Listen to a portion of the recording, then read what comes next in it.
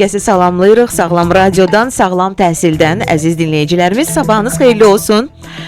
Bugün çox maraqlı bir mövzuları müzakirə eləyəcəyik. Valideyn müəllim münasibətlərindən danışacağıq. Ümumiyyətlə təhsildən, ən əsas təhsilin keyfiyyətinə toxunacağıq. Keçmişdə və indiki dövrdə təhsilimizin təbii ki, fərqini izah eləyəcəklər bizə. Bugün maraqlı qonaqlarım var. Amma mən təbii ki, xatırlatmaq istəyirəm ki, proqramımızın sponsoru Rabitəli Nitq Reabilitasiya Mərkəzi və Smart Education bağçalar şəbəkəsidir və birazdan bu sponsorlarımız haqqında da mən ətraflı dinləyicilərimizə və valideynlərimizə məlumat çatdıracağam. Amma qeyd etdiyim kimi, bugün iki maraqlı qonağım var. Birincisi, xüsusi qayğıya ehtiyacı olan uşaqlarla çalışan bir mütəxəssis studiyamızda olacaq. Psixopedaqoqdur, həm də beynəlxalq təlimçidir Suğra Quliyeva. Sizi xoş gördük, Suğra xanım. Gördük. Xoş gəlmisiniz. Yeni Nəsil Tədris Mərkəzinin rəhbəri Əli Həşimzadə. Siz də xoş gəlmisiniz proqramımıza, studiyamıza. Çox sağ olun, xoş gördük. Mən də sizi salamlayıram.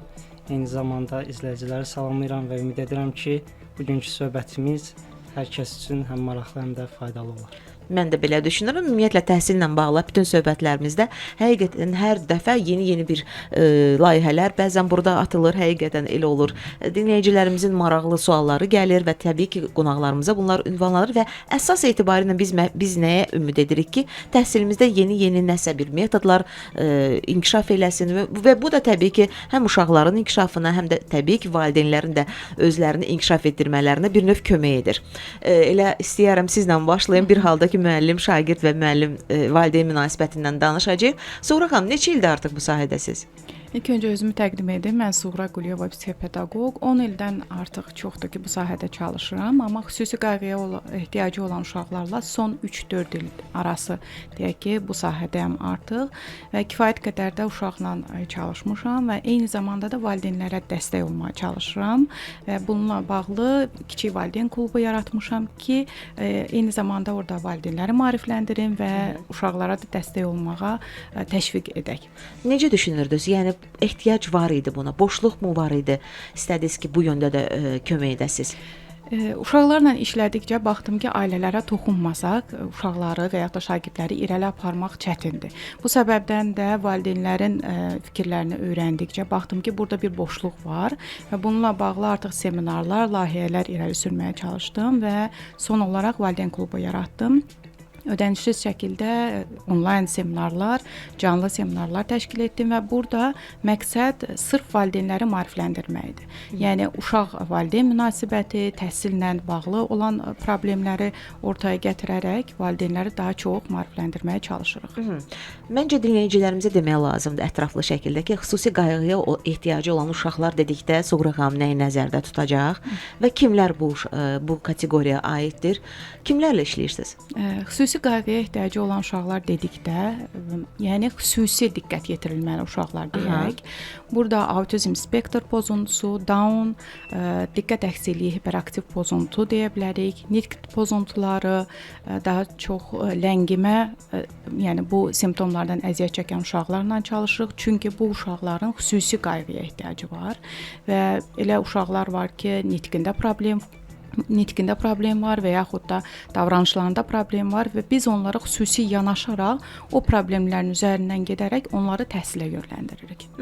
Sizinlə söhbətimizi davam etdirəcəyik. Mən istəyirəm ki, Əli bəy də yaxından tanıyaq. Yeni Nəsil Tədris Mərkəzi, bəli. Neçə ildir artıq fəaliyyət göstərir bu mərkəz?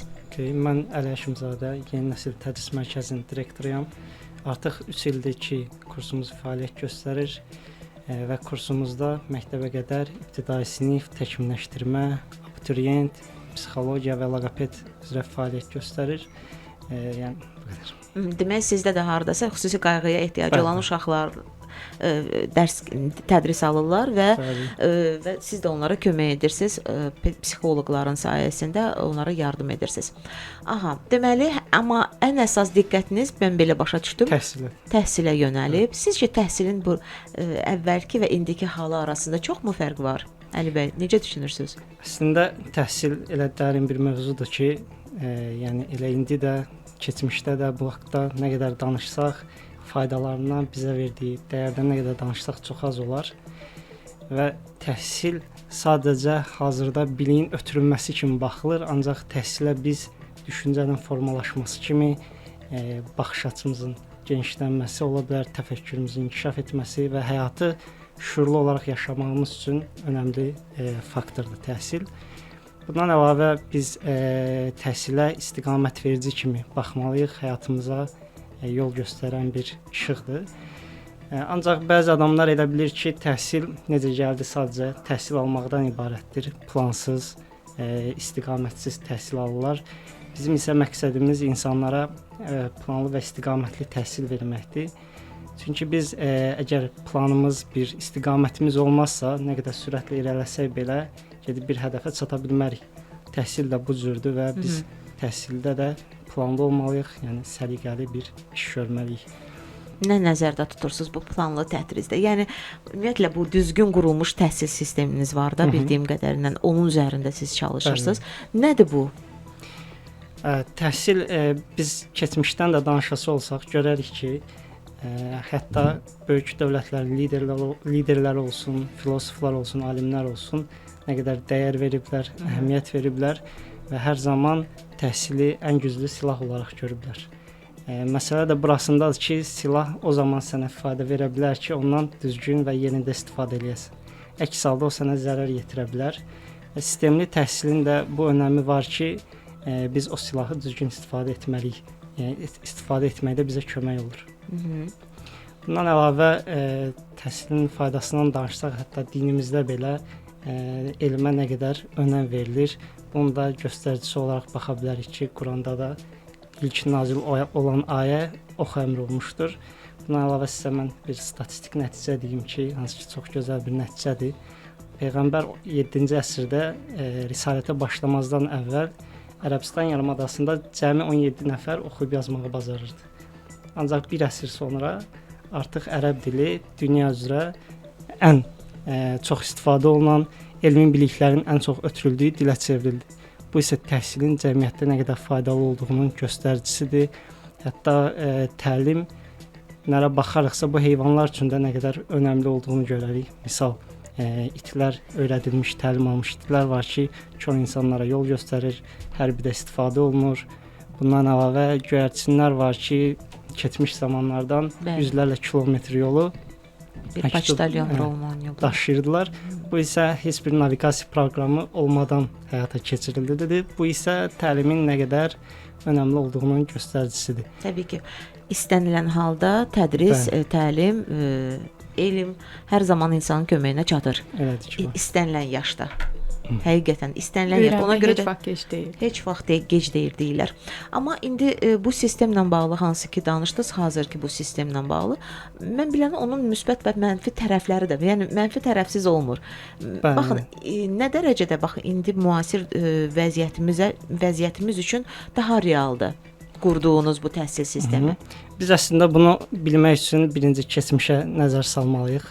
Misallarla gələriksə daha aydın başa düşülər. Əlbəttə nümunələr göstərsəniz daha yaxşı olar. Məsələn, qayıtsaq 18-19-cu əsrlərə, görərik ki, orada təhsil necə idi? Əsasən praktik yönümlü idi. Atalar əkinçiliklə məşğul olurdular, heyvandarlıqla məşğul olurdular, sənətkarlıqla və övladlarına da, oğlan uşaqlarına bunu öyrədirdilər. Əslində bu özü də bir təhsil növü idi. Çünki heç kim durduğu yerdə nə əkinçi ola bilməz, nə sənətkar ola bilməz. Bu da öyrəniləsi bir, yəni sənətdir. Qadınlar isə evdə analarından ev işlərini öyrənərdi və s. qadın işlərini öyrənərdilər və təhsil beləliklə davam edərdi. Ta ki çap maşınları yayıldı, genişləndi, kitablar çıxdı və sənaye inqilabı gəldi. Bundan sonra artıq təhsil dəyişdi. Bundan sonra təhsil əsasən məktəblərə daşındı və o dövrün ehtiyacına uyğun olaraq balanslaşdırıldı. Belə ki, o dövrdə artıq sənaye dövründə fabriklər açıldı, zavodlar açıldı və hər kəs başqa cür, başqa ailələrdən gəlmişdi. Biri əkinçi övladı idi, biri sənətkar övladı idi və bunları bir mərkəz birləşdirdi. Bəli, birləşdirməli idi və bu fabrikin, zavodun işlərini bunlara öyrətməli idilər. O dövr üçün indiki sistem ki var, çox keçərli bir sistem idi. Necə? Yəni biz baxsaq məktəb sistemi özü fabrikin sisteminə uyğun quruldu. Məsələn, fabrikdə müdir gəlirdi, işçilər olurdu, məktəbdə müəllim, tələbələr buna əvəz elədi. Hər kəs eyni vaxtda gəlib, eyni vaxtda çıxırdı, məktəbdə eyni hadisə baş verdi. Bundan əlavə baxarıqsa orada qiymətləndirmə sistemi var, fabrikdə yaxşı işləyənlərə mükafat olaraq premiyalar verilirdi. Məktəbdə isə yaxşı nəticə toplayan uşaqlara məsələn 5 yazılırdı, pis nəticə toplayana 2 yazılırdı və hətta qaydaları pozan məktəbdən çıxarılırdı. Bu fabrikdə də eyni sistem idi. İndi bir balaca elə bir ki, dəyişiklik etmişik. Bəli. Bunun üzərində məsələn Dəyişiklik oldu. Əslində kök olaraq, struktur Qaldı. olaraq qalıb. Eyni sistemdir və o dövrün sisteminə bu uyğun idi. Çünki o dövrdə kreativ düşünən insana ehtiyac yox idi. Sadəcə mən dediyimi eləsin, bu qədər bəsit. Bəli. Və o sistem insanlara bunu öyrədirdi. Və buna görə də indinin ehtiyacları isə dəyişdi. İndinin ehtiyacları daha kreativ düşünən, bacarıqlı və qabiliyyətləri olan insanlardır. Ona görə sistem dəyişməli idi və dəyişib də. Müsbət tərəfi odur, məsələn, kurikulum sistemi daxil olundu. Amma yenə də problemlər var. Problemlər isə kurikulum sisteminin tam tətbiqi ilə bağlıdır. Tam olaraq düzdür. Özdə xüsusən kurikulumla bağlı fikirlər haçalanır deyimsə ki, bir tərəf bir cəbhəyə bölünüblər sanki belə deyək də. Yəni bir dəstəkləyir bu sistemi, amma digəri deyir ki, yox, bizə uyğun deyil. Uşaqlar çətinlik çəkirlər və belə hallarla tez-tez qarşılaşırıq. İndi amma ümumi hələ bir nəticə o etibarilə nə deyir ümumiyyətlə, yəni bir gəldiyimiz nöqtə nədir? Əsas etibarilə bunun üzərində davam edəcək, düzdür? Bəli, bəli. Əslində kurikulum sistemi çox gözəldir, ancaq onu düzgün tətbiq olunarsa, hər şey qaydasında olar əslində. Nə qane etmir ki valideynləri? Və yaxud bəzi müəllimləri də? Əslində valideynləri qane etməyən nədir? Onlar məncə bunun fərqinə varmırlar. Məsələn, təhsilin heç önəminin fərqinə varmayan valideynlər var. Sadəcə olaraq sistem bizə deyir ki, get məktəbə, uşağı qoyuruq, oxusun, qiymət alsın. O bayaq söylədiyimiz o klassik o metodundan davam etmək istəyirlər. Elə də gedirlər. Əslində bu da qınanılası deyil. Çünki özləri o sistemdən çıxıblar və gözləyirlər ki, övladları da özləri kimi o yolu davam elətdirsinlər. Bunun üçün məncə güclü bir maarifləndirmə sistemi olarsa çox yaxşı olar ki, valideynlər də öyrənər.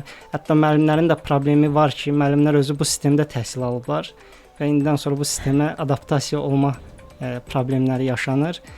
Bir 10 il olub bu artıq bu kurikulum sistemi 2008-dən artıq tətbiq olunur. 10 ildən çoxdur. Çoxdur. Əlbəttə. Əlbəttə ki, valideynlərin buradan tövsiyələrdir. Bir uşaqlarla da bir maraqlansınlar. Nə dərəcədə onları qane edir bu sistem? Mən deyərdim ki, hətta ünsiyyətin olmaması belə valideynlərin uşaqlarla olan ünsiyyətin olmaması və bir çox problemlərə, o cümlədən nitqdə də müəyyən bir problemlərə yol açır. Suğra xanım bunu daha yaxşı bilir. Mən sizə xatırladım ki, Rabitəli Nitq Reabilitasiya Mərkəzi haqqında danışmaq istəyirəm. O mərkəz ki, hansı ki müasir dövrdə ən çox rast gəlinən problemlərdən biri olan uşaqlarda nitqin vaxtında inkişaf etməməsi məsələsini vaxtında aşkarlayır və kömək edir. Valideynlər övladlarının danışmamasından yaxud danışarkən nitqinin qüsurunun olmasından da şikayət edirlər. Nə gözəl. Əgər şikayətlər də varsa, təbii ki, onun həll yollarını da valideynlər axtarmalıdırlar. Bunun üçün biz sizi yönləndiririk Rabitəli Nitq Reabilitasiya Mərkəzinə. Həkim loqopedlər hər uşaq üçün ayrıca bir proqram əsasında fərdi məşqlərlə bu problemləri aradan qaldıracaqlar. Yəni ilk vaxtlarda belə dəyişiklikləri görmək olacaq. Bir də təbii ki, terapiyadan ümumiyyətlə bu məşqlərdən sonra uşaqlar sizinlə vaxtlarını keçirirlər, əziz valideynlər. O zaman nə edəcəksiniz? Uşağın əlinə telefonu verməyəcəksiniz, daha çox onlarla söhbət edəcəksiniz, ünsiyyəti davam etdirəcəksiniz və bu da təbii ki, müalicənin effektinə öz təsirini göstərəcək. Bir sözlə 050 867 27 43 nömrəsinə zəng etməli olacaqsınız. Məhz uşağınızın bu problemi əgər qabarıq şəkildə özünü göstərirsə. 050 867 27 43 Rabitəli Nitq Reabilitasiya Mərkəzi. O ki qaldı Smart Education bağçalar şəbəkəsi haqqında olan məlumatı. Mən sizə deyim ki, bir çox filialları ilə Smart Education bağçalar şəbəkəsi fəaliyyət göstərir. İndi sizin yaşadığınız əraziyə bağlıdır. Yerləncəyə mi üst tutmaq istəyirsiniz? Yoxsa Sonaya mı, yoxsa Minikaya mı, yoxsa Piramidaya? Və hər sadaladığım filiallarda təcrübəli müəllimlər, pedaqoqlar çalışırlar. Bugün də təhsildən danışmağa yığışmışıq əziz dinləyicilərimiz, sağlam təhsildəsiz və xüsusi qayğıya ehtiyacı olan uşaqlarla çalışan bir mütəxəssis, psixopedaqoq dəvət etmişik studiyamıza beynəlxalq təlimçidir Suğra Quliyeva və Yeni Nəsil Tədris Mərkəzinin rəhbəri Əli Həşimzadə bizə bugün də tədrisdən danışırlar. Maraqlıdır ki, Suğra xanım, elə istəyirəm sizdən davam edim. Çünki əgər bu valideyn müəllim arasında o güclü bir bağ olmasa, güclü bir münasibət olmasa, bu təbii ki, uşağa da təsirini göstərəcək. İndi mən sizdən soruşmaq istəyirəm. Baxın, uşağın təhsilinin uğurlu olması üçün adətən bu münasibət könüllü olur, yoxsa məcburi? İlk öncə gəlin bir dəqiqləşdirək ki, valideyn kimdir, müəllim kimdir? Yəni burada vəzifələri belə aid eləməliyik ki, valideyn bir fərd dünyaya gətirir və onu böyüdür, boya başa çatdırır və təhsilə yönləndirir. Müəllim isə onu məktəbdə və yaxud da təhsil müəssisələrində yetişdirir və onun belə desək, müəllim hər zaman deyirik ki, cana toxunur və onun ruhuna, canına toxunaraq onu inkişaf elətdirməyə çalışır. Və burada belə desək bir üçbucaq yaranır. Ya təsəvvür eləyək ki, bu üçbucağın biri olmadığı təqdirdə yəni natamam bir boşluq yaranır. Yəni valideyn, müəllim, şagird birliyi, işbirliyi olmalıdır ki, istədiyimiz nəticəni əldə edə bilək. Bu zaman artıq biz nə edirik? Valideynləri təşviq edirik. Məcburiyyət yox, təşviq edirik. Yəni ilk öncə təhsilə başladığımız zaman biz müəllim olaraq valideynlərə bir belə şərtlər deməyək də, daha yumşaq desək, onlara belə desək göstəririk ki, siz nə etsəniz daha yaxşı olar. Təkliflər edirik, onları maarifləndirməyə çalışırıq və uşaqlarının problemlərini daha yumşaq şəkildə onlara başa salmağa çalışırıq ki, çünki valideyn problemi qəbullandığı təqdirdə daha çox dəstək ola bilər. Bizim cəmiyyətimizdə hazırdakı vəziyyətdə xüsusi qayğıya ehtiyacı olan uşaqların valideynlərinin ən böyük problemi nədir? Qəbullanmamaqdır. Yəni qəbullana bilmədiyi təqdirdə irəli gedə də bilmir. Nəyi qəbullanmır? Yəni məsələn övladının bu simptomdan əziyyət çəkdiyini və yaxud da bu diaqnozdan əziyyət çəkdiyini. Əgər bu diaqnoz varsa, biz bununla yaşamağı da bacarmalıyıq. Əgər xüsusi qayğıya ehtiyacı olan uşaqlardan danışırıqsa. Əgər digər normal, yəni heç bir problemi olmayan uşaqlardan danışırıqsa, burada da dəstək mütləqdir. Nə üçün? Valideyn dəstəyi olmadan biz irəli gedə bilmirik. Bir müəllim olaraq deyirəm ki, bizə valideynin dəstəyi mütləqdir. Yəni uğurlu təhsil üçün bu üçbucaq mütləqdir. Mən əlavə edim ki, proqramımızın birinci hissəsini bəlkə dinləyicilər dinləməyiblər, bəzi dinləyicilərimiz. Suğra xanım xüsusi qayğıya olan ehtiyacı olan uşaqlarla çalışır. Autizm spektrli, daha sonra diqqət əksikliyi, hiperaktiv, yəni bu kimi uşaqlarla çalışır və valideynlər də bəzən uşaqlarının belə deyək də hiperaktivliyini bəzən nadinclik kimi qələmə verirlər və istəmirlər. Çox düzgün vurğuladınız ki, qəbullanmırlar. O sözün ümumiyyətlə ştam kimi onlara uşaqlarına qoyulmasını heç istəmirlər. Bəlkə də bu da normaldır, çünki hər bir valideyn həssasdır, övladı onun üçün hər şeydir. Kənardan bəlkə müəyyən bir insanlar deməsə, bəlkə də onlar cəlb olunmazlar bu terapiyalara. Düzdürmü? Yəni adətən də belə olur. Ona görə də əgər problemi varsa uşaqlarınızda, bax bu cür Suğra xanımın söylədiyi həm davranışlarında, həm də təbii ki nitqində, o zaman Suğra xanım böyük bir məmnuniyyətlə qəbul edəcək. O nəinki Suğra xanım, ümumiyyətlə bu mərkəzinizdə çalışan pedaqoqlar uşaqlara dəstək olacaqlar, köməyə olacaqlar. Əsas odur ki, valideyn özü qəbullansın. Sizcə müəllimin uşağın həyatında rolu daha çoxdur, yoxsa valideynin? Bir bunu da qəbullanmaq baxımından da söyləyək. Mən deyərdim ki, hər ikisinin rolu. Çünki 50-50-yə götürək. Evladı valideyn dünyaya gətirir, tərbiyə eləyir və təhsil müəssisəsinə əmanət eləyir. Və burada düzgün yanaşma olmadığı təqdirdə hər iki tərəfdən baxsaq, gələcəyi üçün şagirdin, uşağın problemlər yaşaya bilər. Yəni valideyn düzgün tərbiyə etməsə, bu məktəbdə, təhsil sistemində davranış pozuntusuna gətirib çıxara bilər. Və yaxud da müəllimin yanaşması. Əgər müəllim yaxşı bir psixoloqdursa, yəni mən bunu dönə-dönə vurğulayıram ki, müəllim bir çox gözəl psixoloq olmalıdır. Yəni psixopedaqoq deyirik biz. Yəni psixopedaqoq psixoloq deyil. Sadəcə psixoloji tərəfdən valideyn həm valideyni, həm şagirdi gözəl şəkildə anlaya biləndir. Yəni bu davranışı bu uşaq niyə etdi? Bax, bunun alt səbəblərini anlayırıq deyənə biz ona düzgün yanaşa bilirik. Və müəllim də bunu düzgün yanaşaraq uşağın problemini aradan qaldırırsa, bu gələcəkdə uşağa çox gözəl təsir bağışlaya bilər. Deməli, hardasa razılaşırsınız ki, müəllimin təsiri daha güclü olur. Deyərdim ki, elədir. Çünki adətən şagirdlər və ya da uşaqlar müəllimin sözünü daha belə desək diqqətə alırlar, nəinki valideynin. Çünki valideyn bunu davamlı deyir və ola bilər ki, düzgün şəkildə demir. Amma müəllim bunu dediyi təqdirdə görürsüz ki, valideynlər müraciət edir ki, sizin sözünüzü eşidir, amma mənim sözümü eşitmir. Biz bununla çox qarşılaşırıq. Bu zaman deməli düzgün deyiliş tərzi var və qətiyyətli olmağımız lazımdır. Valideynin tutarlı olması da burada lazımdır. Baxaq görə Əli bəy necə düşünür bu barədə? Ümumiyyətlə müəllimin rolu, valideynin rolu. Xanım əslində çox gözəl hər şeyi səliqəli şəkildə vurğuladı. Orada valideynin qəbullanmaması əslində mən deyərdim ki, biliksizlikdən, yəni maariflənməmədən irəli gəlir. Əgər onları düzgün şəkildə maariflənərsə, məktəblər ümumən onlar üçün maarifləndirici bir seminarlar təşkil edərsə, çox gözəl olar. Çünki hər uşaq evdən gəlir. Yəni 4-5 saat məktəbdə olursa, qalan vaxtları evdə olur, valideynin yanında olur.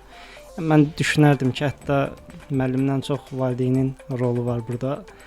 İstər təlim-tərbiyə olsun, istər təhsil məsələsində. Valideynlər çox vaxt ya ifrata varırlar, ya da təfritə varırlar. Üstünə çox düşürlər, ya da ümumiyyətcə heç nə eləmirlər. Uşağı öz başına buraxırlar. Ancaq valideynlər balansı qorumalıdır deyə düşünürəm. Və hər zaman sadəcə hər şey məktəbdə olmamalıdır. Evə gəldikdə də o məktəbin yəni davamı davam etdirilməlidir. Məsələn, uşağın maraqlanmalılar dərsləri ilə. Nə keçdilər bu gün, nə oldu, nə olmadı. Yəni təhsilinin uğurlu olmasında tərəziyə qoysaq daha çox çəki hansı tərəfin üzərində dayanar, belə artar? Balanslı olaraq məncə yenə də amma valideynlərə daha çox üzərinə düşür. Aha, yaxşı. Bildiyim qədərilə yüksək nəticə toplayan abituriyentləriniz var, şagirdləriniz var. Necə nail olmusunuz buna Əli bəy? Biraz dinləyicilərimizə bu barədə məlumat versəz yaxşı olar. Yeni nəsil, belə deyim, tədris mərkəzində çalışır, rəhbəridir Əli bəy Həkimzadə. Aha. Çox gözəl vurğuladınız. Əslində bu çox yaralı bir yerdir. Niyə yaralıdır? Çünki hazırda hər kəs hədəfsiz, plansız şəkildə sadəcə oxuyur ki, getsin, yüksək nəticə yığsın. Bu bayaq danışdığımız kimi, yəni keçmiş dövrün ehtiyacıdır əslində. Bu dövrün ehtiyacı olaraq heç də düşünərdim ki, yüksək bala ehtiyacı yoxdur. Nə barədə? İndi dövr dəyişdiyinə görə əzbərləyərək öyrənmək deyil, düşünərək öyrənməyə ehtiyac var. Və müəllimlər də, valideynlər də əsasən bunun üstündə düşünməlidir ki, uşaqlar düşünsün. Sadəcə əzbərləməsin. O əzbərlədikləri də onsuz da bir gündən sonra yaddan çıxır. Niyə? Çünki o imtahan yazmaq üçün əzbərləyir və imtahandan sonra bütün biliklər yaddaşdan silinir. Buna görə onun üzərinə düşməlidirlər ki, onlar, yəni uşaqlar həm bunu praktika etsinlər, həm düşünsünlər. Bu onların gələcək həyatlarında nə kimi önəmi ola bilər, önəm daşıya bilər. Bunları bilərlərsə çox gözəl olar, amma təhsil baxımından da biz çalışırıq yeni nəsil olaraq həm psixoloji dəstək olaq tələbələrə, həm onların dərslərinə nəzarət edirik. Mütəmadi olaraq valideynlərlə danışmağa çalışırıq, sorğular aparmağa çalışırıq, problemlərin nə olduğunu aşkarlayıb onun üçün bir həll yolları tapmağa çalışırıq. Gəlin elə dərslərdən danışaq. Deyirsiniz ki, yəni çalışırıq ki, psixoloji dəstəyi ola. Nə çətinliklərlə qarşılaşırlar ki, bizim şagirdlərimiz, abituriyentlərimiz ki, siz məsələn o zaman psixoloq dəstəyinə ehtiyac duyursunuz? Əsasən deyərdim ki, motivasiyasızlıq gəlir bir yanda dayanır. İlk olaraq sentyabr ayında hər kəs pozitiv şəkildə gəlir, qoşulur dərslərə. Amma görürsən ki, artıq noyabr aylarında, dekabr aylarında hər kəs həvəsdən düşmüş şəkildə olur. Buna görə düşünürəm ki, orada artıq psixoloqun müdaxiləsi mütləqdir ki, onları yəni daha da kökləsin həmin imtahan prosesinə. Bir də əsas problem məqsədsizlikdir. Tələbələrin, daha doğrusu şagirdlərin, istər hətta tələbələrin belə baxırsan ki, bir məqsədi yoxdur. Sadəcə plansız şəkildə oxuyurlar. Yəni hara girərəm, bəziləri düz planlı olur, məqsədli olur. Amma məqsəd olarsa düşünürəm ki, hər kəs yəni həvəsdən düşmədən mütəmadi olaraq hazırlaşar. Hazırlıqlar, gəlin biraz da geniş danışaq. Həftədə neçə dəfə aparılır bu hazırlıqlar? Hər günmü, yoxsa həftəyə bölürsüz günlərə? O həftəyə bölünür əslində. Uşaqlar imtahan olunur və hər kəs öz bilik səviyyəsinə uyğun, öz ətrafına uyğun bölünür və neçənci sinifdən qəbul edirsiniz? Uşaqlar məktəbə qədərdən başlayır. Hətta bizdə erkən inkişaf da var. Və erkən inkişaf həftədə 5 dəfə və 3 dəfə olur. Məktəbə qədər də eyni ilə olur və 3 və 4 saat davam eləyir. Bu təhsil zamanı biz uşaqları növbəti yaşlara demək olar hazırlayırıq. Bundan əlavə var bizdə ibtidai sinif hazırlıqları, bu da həftədə 3 və 5 dəfə olaraq davam edir.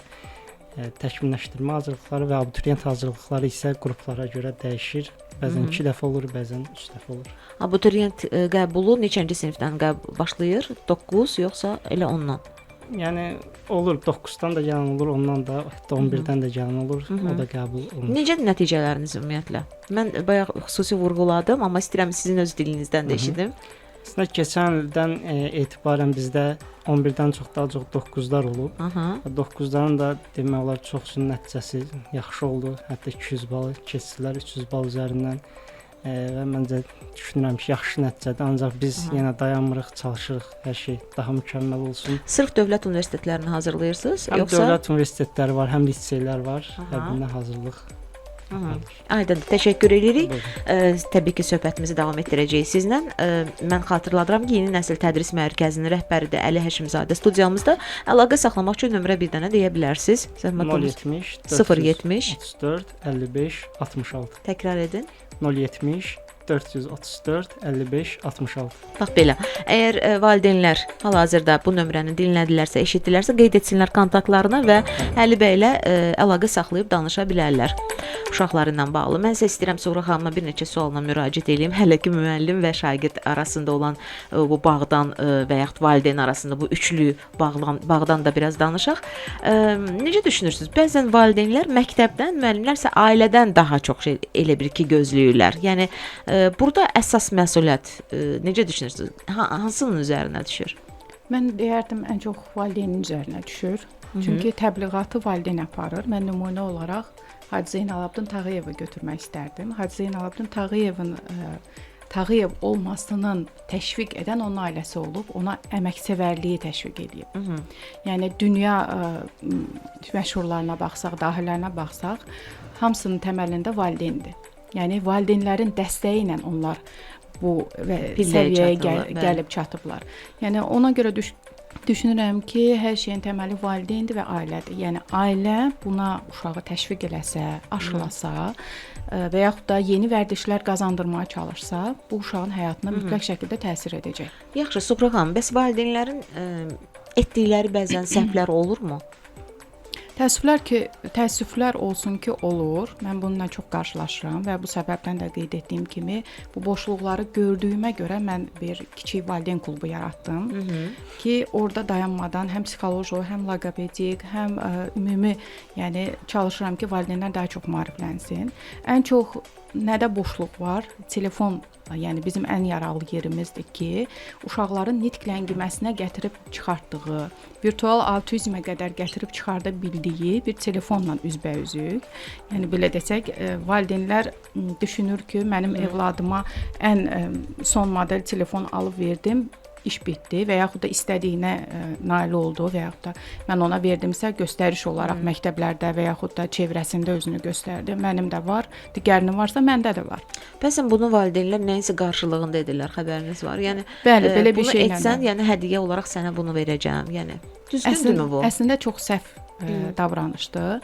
Yəni uşağı təşviq etmək lazımdır. Yəni sonunda cəza və hədiyyə mütləqdir. Bu normal bir onlara görə bu mükafatlandırmadır, amma bunu balansda saxlamaq lazımdır. Yəni balansda saxlamadığımız təqdirdə artıq uşaq oxumağı belə, hansısa mən oxuyum, universitetə qəbul olum, mənə iPhone alacaqlar, məsələn deyək, və yaxud da hər hansısa bir yüksək bal toplayım, mən istədiyim maşını əldə edəcəyəm və yaxud da hansısa bir geyimi əldə edəcəyəm. Bu artıq biz necə düzgün istiqamətlənməmiş bir yön olur. Yəni buradan artıq maarifləndirmə lazımdır. Yəni sən bunu özün üçün edirsən. Bunu valideyn aşılamalıdır evlada. Bunu müəllim demir. Bunu müəllim deyə bilər. Amma bir neçə saat ərzində müəllim dedi, dərs bitdi, evə qayıtdı. Ancaq günün sonuna qədər valideynlə ünsiyyətdə olur və bunu valideyn aşılamalıdır, özü də nümunə olmalıdır.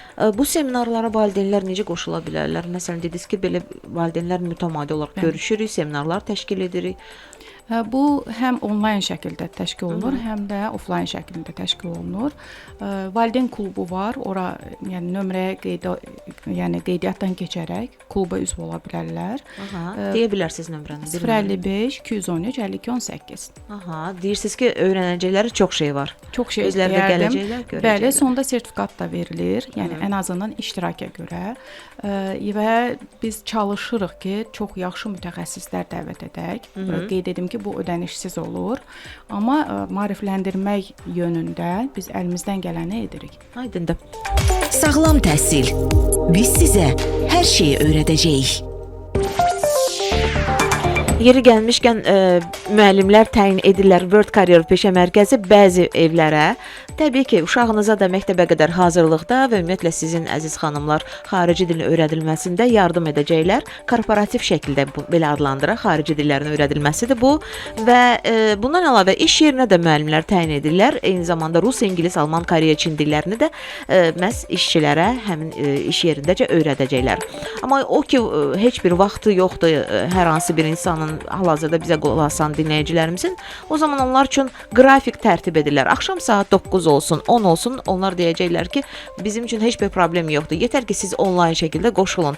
Qeydiyyata yazılmaq lazımdır. Mən hər zaman proqramımızda mütəmadi olaraq World Career Peşə Mərkəzini nəyə görə vurğulayıram dönə-dönə? Çünki yüksək xidmət burada, dərslər interaktiv, effektiv bir metodlar əsasında tədris olunur. Peşəkar müəllimlər də öz növbəsində əsas etibarilə bu qiymətləri deyirik ya, bəzi kurslar var ki, çox yüksəkdir, gileylənirik. Amma mən sizə tövsiyə etdiyim World Career Peşə Mərkəzi qiymətlər baxımından da çox uyğundur.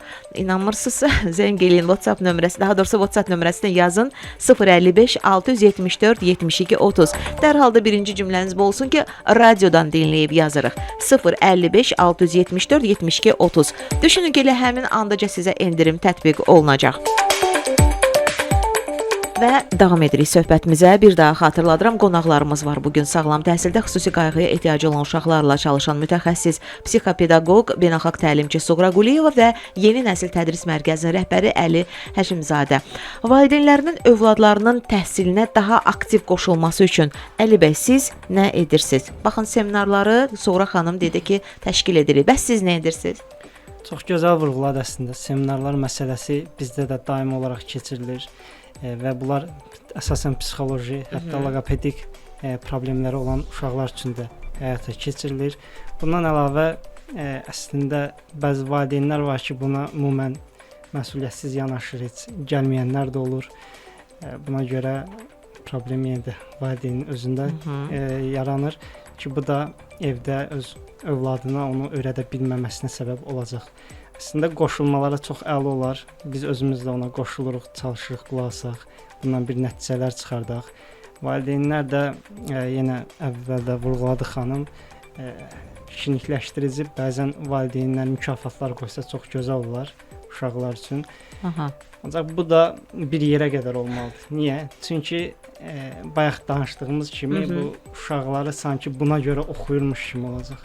Yəni hansısa telefon əldə edeyim deyə oxumamalıdır. Uşaq öz məqsədinə çatmaq üçün, planlarını gerçəkləşdirmək üçün bunda ta uşaq yaşlarından valideynlər öz övladlarını aşılamalıdırlar. İxtisas seçiminə müdaxilə edirlərmi valideynlər? Necə rastlaşırsınız belə hallarla? Bəli, bu da böyük bir problemdir. Nə baxımdan? Çünki çox uşağın hətta ixtisasına valideyn birbaşa müdaxilə edir. Sən bunu seç, bunu götür. Bu kimi müdaxilələr olur ki, vaxtında mən özüm həkim olmamışam. Amma istəyirəm ki, sən olasan. Bu da böyük problem yaşayırıq bununla. Uşaq özü seçməlidir nə olmaq istədiyini. Burada bir müdaxilə eləyə bilərəm. Əlbəttə. Burada əslində valideynlərin bastırılmış hissləridir ki, özünün yaşaya bilmədiyi hissləri və yaxud da dönəmləri öz evladına yaşatmağa çalışır. Bu psixologiya dilində necə gedir adı? Yəni bastırılmış hisslərdir. Şuuraltı artıq biz analiz edəndən ki, orada baxırıq ki, uşaqlı bir travması var və özünün yaşaya bilmədiyi hissləri ötürür evladına ki, mən yaşaya bilməmişəm, sən etkinən. Amma heç, yəni hardan baxsaq bu düzgün deyil. Çünki övladımızın başqa öz həyatı var, bizim öz həyatımız var və oxumaq üçün, öyrənmək üçün heç vaxt gec deyil. Yəni bu 40 yaşında da ola bilər, bu 30 yaşında da ola bilər. Sadəcə istək olsun və məqsəd olsun. Mən belə düşünürəm və valideyn bunu evladına düzgün şəkildə ötürürsə, eyni zamanda şagird də bunun, yəni məqsədyönlü şəkildə mən oxumalıyam, mənim bir məqsədim olmalıdır və çox da irəliləyən zamanda çox yaxşı da nəticələr əldə edə bilər. Əli bəy, ümumiyyətlə kursun adı da maraqlıdır, Yeni Nəsil. Yəni həm də bir iddialı bir adınız var. Yeni nəsil əslində biz yeni nəsli təsadüfi olaraq seçməmişik. Bu bir dəyərlər toplusudur bizim üçün. Bu bir əslində missiyadır, bir fəlsəfədir, öz daxilində yatır. Biz bunu niyə seçdik? Əslində biz təhsildə boşluqları gördük və cəmiyyətin əsas inkişaf yerinin təhsil olduğunu da bilirik. Buna uyğun olaraq düşündük ki, təhsilə daha bir dəyər qataq, onu yeni nəsil üçün yeni sistemləri tətbiq eləyək və bununla da tətbiqatla yeni nəsli, yəni keçmiş sistemlə deyil, yeni sistemlə daha gözəl hallara gətirib çıxarda bilək. Pedaqoqlarınız da gəncdir. Pedaqoqlar da gəncləri də var, biraz yaşda. Təcrübəlidirlər əslində gənclər də. Müəyyən yerlərdə işləyiblər. Biz özümüz ümumən pedaqoqları, yəni necə gəldi seçmirik. Hətta 3 mərhələli imtahandan keçirlər. Bu imtahandan müvəffəqiyyətlə keçən hər kəsi qəbul edirik. Müəllimlərin ən çox gileyləndiyi, yəni nə qədər imtahan verəcəm, nə qədər bu sertifikasiya imtahanları davam edəcək, amma deyəsən könüllü şəkildə rahat. Bəli, könüllüdür, amma imtahanlar belə deyək də, o kurikulumdakı kimi çətin imtahanlar salmır. Ümumən sadəcə biliklər. Bizə əsas odur ki, o müəllimin uşağı çatdırması. Biz onu ikinci sınaqda artıq praktiki mərhələ olur ki, o mərhələdə bunu təyin etmiş oluruq. Müəllim tələbatı varmı indi hal-hazırda? Müəllim tələbatı əsasən rus bölməsində olur. Hansı ki, böyük çatışmazlıqlar. Biraz boşluğunuz var orada. Əsasən də riyaziyyat müəllimi rus bölməsi üzrə demək olar çox az səviyyədədir. Yəni olanda buna olur. Müraciət eləyə bilərlər. Yəni indi bizə qulaq asan dinləyicilərimizin arasında daha çox rus bölməsini bitirənlər varsa, riyaziyyat fənninə ehtiyacı var. Yeni Nəsil Tədris Mərkəzində bax buradan da bir növ təklif vakansiya elan etdik.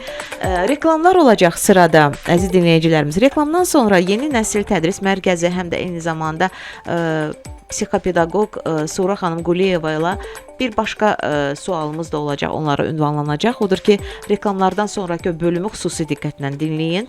Bir daha xatırladıram, proqramımızın sponsoru Rabitəli Nitq Reabilitasiya Mərkəzi və Smart Education bağçalar şəbəkəsidir. Onlar haqqında da qısa bir məlumatım olacaq sizə, amma bütün bunların hamısı birazdan olacaq. Reklamlar.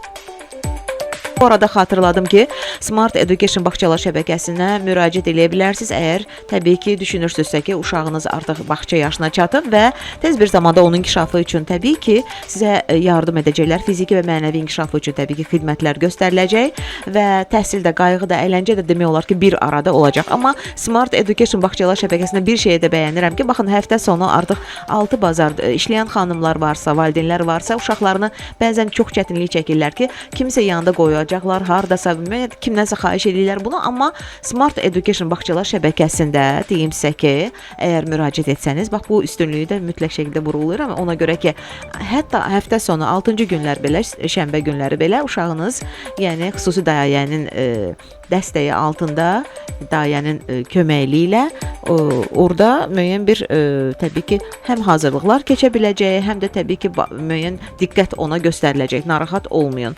Uşağınızı etibar edə bilərsiniz.